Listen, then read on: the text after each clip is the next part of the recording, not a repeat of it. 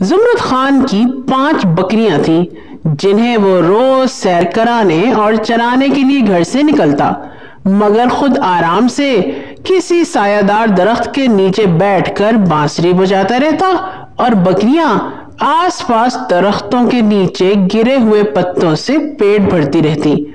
سردیوں میں زمرد خان مٹی کے کسی اونچے ٹیلے پر بیٹھ کر دھوپ سیکتا رہتا اور اپنی بکریوں پر بھی نظر رکھتا کہ وہ صرف درخت کے گرے ہوئے پتوں تک محدود رہیں، سبزہ زار میں موجود سبزیوں کے پودوں کا صفایا نہ کر دیں۔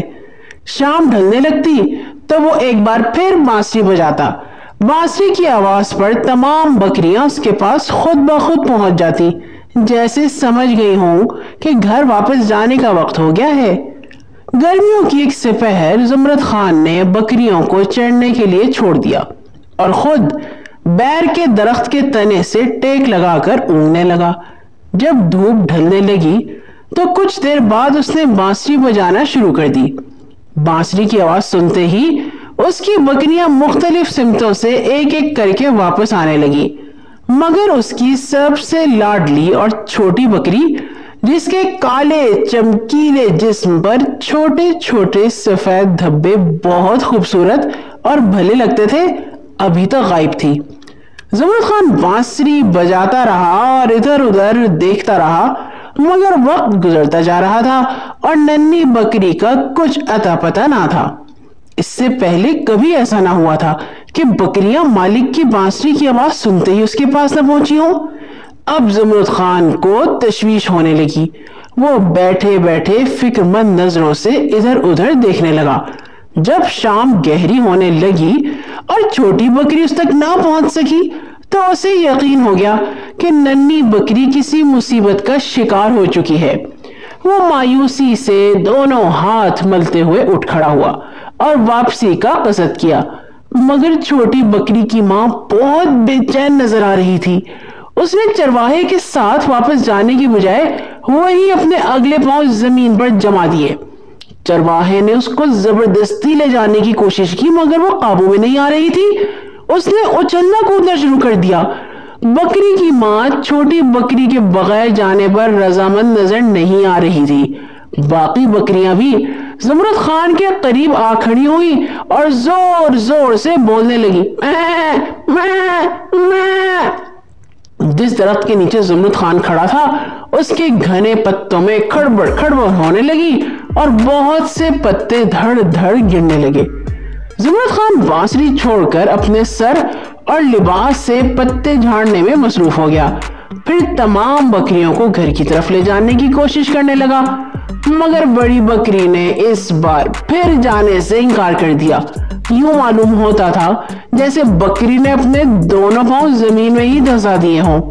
زمرد خان جان گیا کہ بڑی بکری چھوٹی بکری کے لیے بے چین ہے، مگر بیچارگی سے بولا، میں آخر چھوٹی بکری کو کہاں ڈھونڈوں؟ یقیناً اسے بھیڑیا کھا گیا ہوگا یا پھر کسی کنویں میں گر گئی ہوگی۔ مجھے بہت افسوس ہے، کیا کروں، خدا کی یہی مرضی تھی، مجھے گھر سے بھی ڈانٹ پڑے گی کہ ایک بکری کم کی ہوئی۔ اتنے میں اسی درخت پر دوبارہ کھڑبڑ کھڑبڑ ہونے لگی اور پتے دھڑا دھڑ زمین پر گرنے لگے، مگر زمرد خان نے اس جانب کوئی توجہ نہ دی اور بڑی بکری کی رسی سختی سے تھام کر بولا، تنگ نہ کرو اور گھر چلو، مجھے بہت بھوک لگ رہی ہے۔ بڑی بکری پہلے کی طرح اپنی جگہ سے 1 انچ بھی نہ ہلی اور زور زور سے ممیانے لگی۔ باقی تینوں بکریاں بھی بڑی بکری کی ہاں میں ہاں ملاتے ہوئے کرنے لگی۔ چاروں کی میں سے ایک شور بپا ہو گیا۔ دوسری طرف درخت پر سے بھی کسی کے اچھلنے کودنے کی آوازیں آنے لگی۔ آخر کار زمرد خان نے سر اٹھا کر بیر کے درخت کی جانب اوپر غور سے دیکھا تو معلوم ہوا چھوٹی نٹ کھٹ بکری درخت پر موجود تھی اور اس کا ایک پاؤں 2-3 گھنی اور پیچیدہ شاخوں میں پھنسا ہوا تھا، جس کی وجہ سے وہ نیچے نہیں آ سک رہی تھی۔ زمرد خان بولا، اچھا تو تم یہاں درخت پر چڑھی بیٹھی ہو، میں تمہیں ڈھونڈ ڈھونڈ کر تھک گیا ہوں، واپس آ جاؤ، شام زیادہ ہو گئی ہے۔ اب نیچے کھڑی چاروں بکریوں نے اور زیادہ کا شور بلند کیا تو زمرد خان نے ان کی طرف دیکھا اور بولا بس اب چپ ہو جاؤ، ڈھونڈ لیا میں نے چھوٹی بکری کو۔ پھر آہستہ آہستہ درخت پر چڑھا اور بکری کا پاؤں شاخوں کے شکنجے سے چھڑا لیا۔ دیکھتے ہی دیکھتے سفید دھبوں والی بکری زمرد خان سے پہلے زمین پر پہنچ گئی۔ اس کے پیچھے پیچھے وہ بھی نیچے اتر آیا اور گہری سانس لے کر بولا آج تو میں بہت تھک گیا۔ پھر بانسری بجاتا گھر کی طرف چل پڑا اور اس کی پانچوں بکریاں کرتی اور چھوٹی بکری اچھلتی کودتی اس کے ساتھ ساتھ چلنے لگی۔